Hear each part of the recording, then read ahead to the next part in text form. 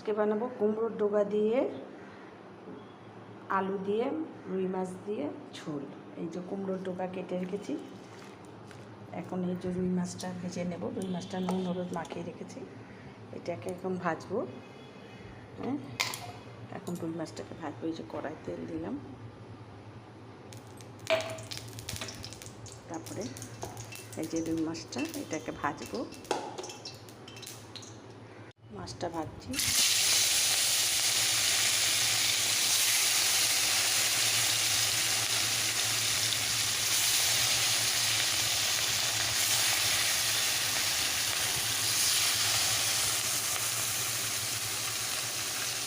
মাছটা ভাজা হয়ে গেলে পাঁচফোড়ন সম্বাদ দিয়ে আলু দেব। এখন এই পাঁচফোড়নটা ফোড়ন দিয়ে দিলাম, এখন আলু দেব।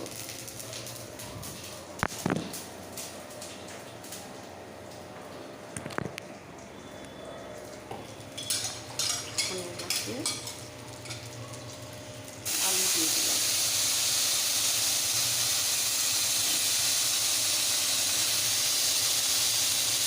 হলুদ দিলাম,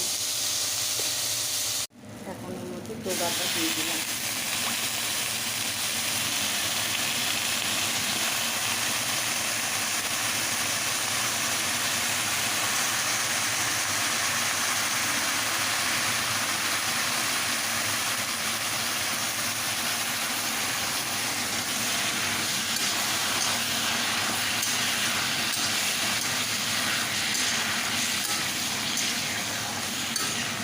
এই যে জিরা আদা বেটেছি, এটা এখন এটার মধ্যে দিয়ে দিলাম।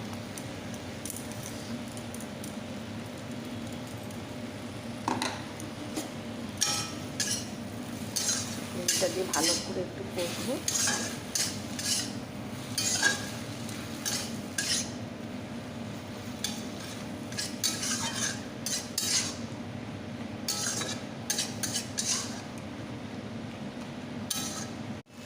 এখন দেখো কষা হয়ে গেছে, মাছগুলো দিয়ে দিয়েছি। এখন এবারে জল দিয়ে দেবো, জল দিয়ে দিলাম, আর একটু জল দিতে হবে।